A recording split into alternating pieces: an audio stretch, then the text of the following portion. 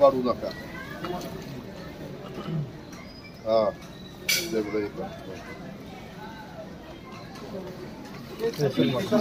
इथपर्यंत जाऊ पुढं खड्डा आहे. नाही ह्याच्यात असं एक बेट आहे, अजून कुठं बेट आहे का? असं एक बेट आहे त्याचा तेव्हा तिथं काही भात आहे तेव्हा ते दिसते ना पलीकडे पाणी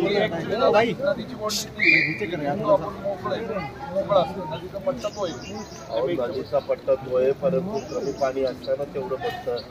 नदीच्या यावं इथपर्यंत रुंद करावं लागेल तेव्हा पाणी सगळं बंद झालं. एकदा